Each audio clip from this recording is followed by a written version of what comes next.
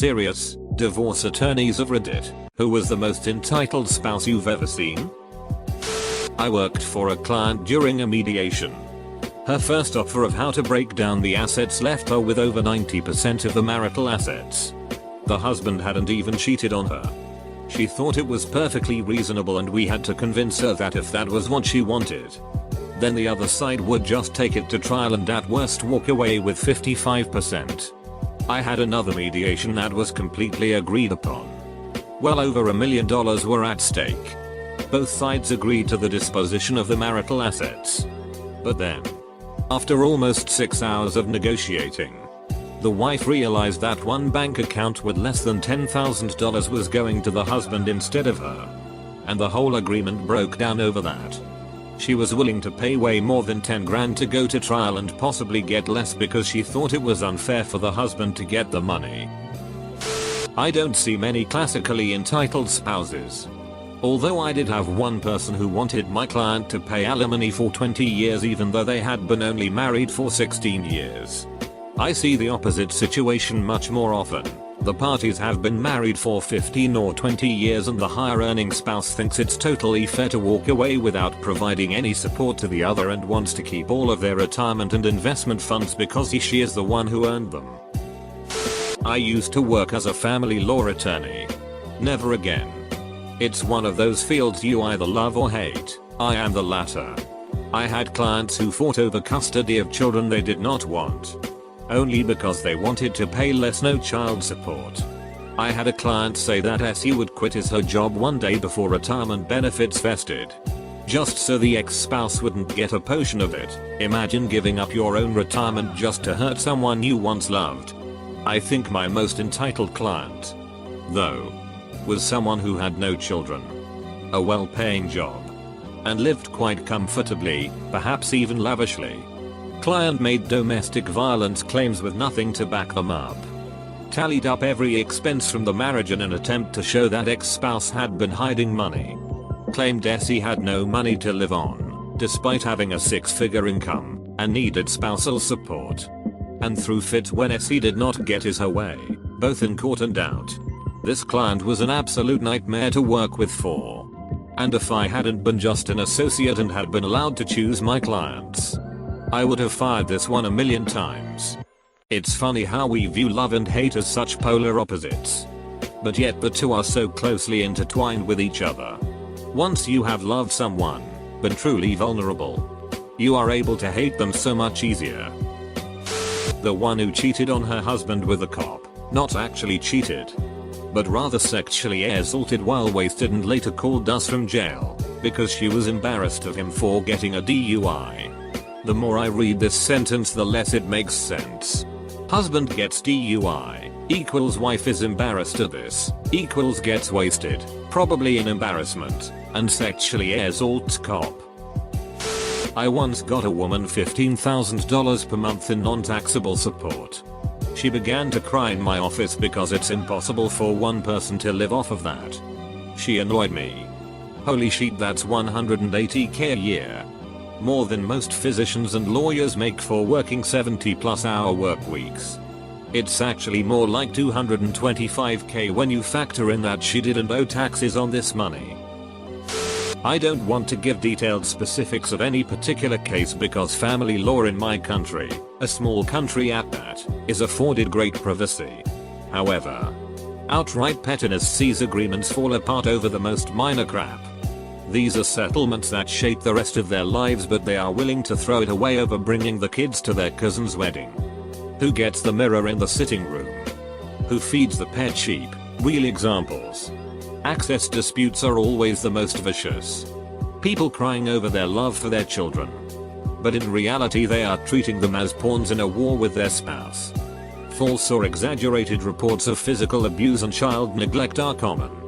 Men and women are equally guilty of this. I'm referring to hardworking and otherwise respectable people here. I have a client whose ex-wife received over $1 million over 7 years and could not believe the gravy train was stopping.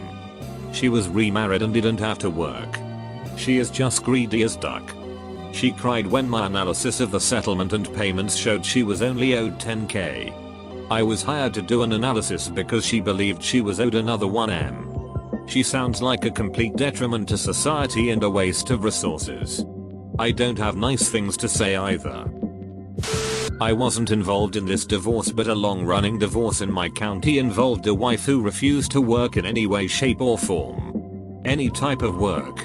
The husband illustrated how lazy she was when he sent his construction crew to the house while she was out of town and removed something like 5-6 truckloads of dirty clothes from the house and tried to bring them to court as evidence as part of his effort to reduce the temporary alimony he was paying. Rather than wash her or the kids' clothes, she would just buy new clothes every week. I don't have specific examples. At least none I want to share on a semi-private Reddit account. But I've noticed some trends. One of which is former stay-at-home wives who think that now's the time to pursue uneconomical passion projects. Right after the relationship breaks down. No. You don't get to go from stay-at-home mum to multi-level marketing entrepreneur, candle maker, or yoga instructor, earning $0, and get support based on your income of nothing. Do what you want. But the court is going to impute you an income assuming you are maximizing your employability. Now, I don't think this has anything to do with women as a gender. I think that, in a vacuum, men and women are both just as likely to fall into this nonsense. But our society has gender roles and norms that incentivize this particular type of behavior for women. If we got rid of gender jobs and roles, then we'd be rid of this problem. Edit, typo. Husband had a good career. Husband cheated on wife. Wife was justifiably upset. Husband moves out of marital home and to closest major city. Husband pays mortgage off on marital home over more than 20 years. Husband gives wife living expenses each month. 20+ years after separation, wife files for divorce because she wants half of his retirement as well. They literally had not even seen each other for over 20 years. Wife was my last domestic relations client ever. What was the outcome? Their living apart so long worked in the husband's favor. I can't remember exactly what the husband's settlement offer was, but the judge went off the record and told her that based on what he heard so far it was likely more than he would give her. The judge basically told her how unreasonable she was being. One thing he mentioned that I left out is that she wanted a new house because it had fallen into disrepair. Of course the judge said that was her fault. The crazy thing is neither was a bad person. The husband did so much for so long without a court order because he genuinely felt bad and regretted hurting her. He just knew she could never really forgive him, so they could move on. She was also a good person. She was just wounded and never recovered. Over time she grew to resent him because he was able to move on and be happy, so she felt entitled to so much. She was a kind and charitable person otherwise. But when it came to him, she wouldn't settle for less than the life she thought they'd have together or him being at least as miserable as her. When I was an article clerk, we had a divorce with a 1994 case number and we only settled the matter in 2004. Another matter was eventually settled, and on the day the divorce was heard and at the moment we were called into court, my client decided not to proceed because her mother's 15-year-old old curtains were not part of the settlement agreement. Asked a friend about this once. He said how many people come in peacefully together. It's not the big standard and it's not everyone. But it happens way more than you'd expect. Both spouses just want the divorce and to move on. Apparently it happens quite a bit. He said that sometimes they'll devolve into a bit of a battle over assets. Rarely kids. But more often than not, if a couple comes in together, he has a bad day because he makes the least money off of them. He said one couple, collectively after their divorce, sent him a Christmas basket one year. Basically they wanted out and he helped navigate the legalities of it. And everyone was happy. He also had a story of a woman who had to consult with 2 private investigators for her husband cheating. The first one she hired was the woman he was having an affair with. Late to the party. But mine would be an alcoholic guy. It was a middle-aged, third marriage for both of them. They both had fairly nice lives set up beforehand. Cars, vacations, good jobs, etc. When they decide to get married, She sells her house to move to his. Discovers he's actually a hoarder and the place is a wreck on the inside. She quits her job and cleans it up. She realizes he hasn't filed or withheld taxes in like 10 years. She prepares returns for him and negotiates his tax debt way down. His house is about to go into foreclosure. She spends her nest egg on keeping it from being sold. He beats her and cheats on her. She finally leaves his ass. In the divorce, she asks to be put back in the position she was in. His response was pretty much "duck you. Your money's all spent. And all that's left is mine." I am pleased to report that that did not end well for him. My client, who, in her mid-40s, had never worked a day in her life.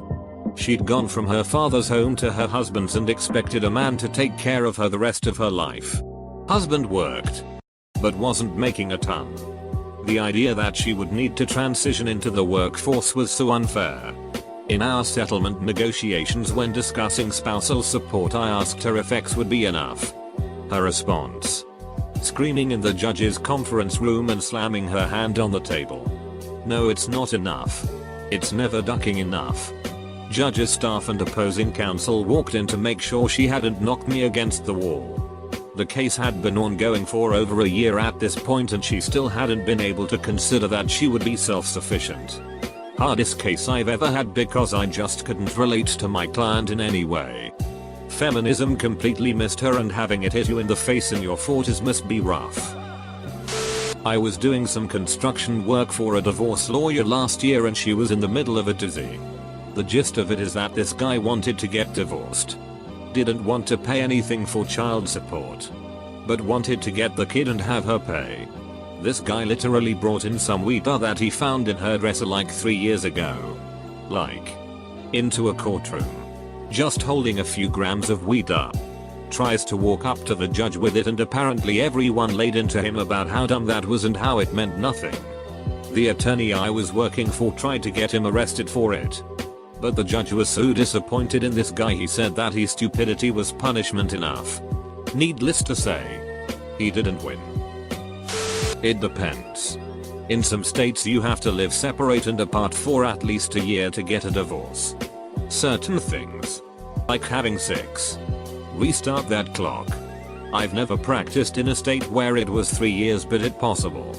The issue in this case is that you could say they had some form of marriage and that when he moved out it wasn't with the intent to end the marriage because he didn't take steps to end it legally for so long. In fact, she is the one who ultimately filed for divorce.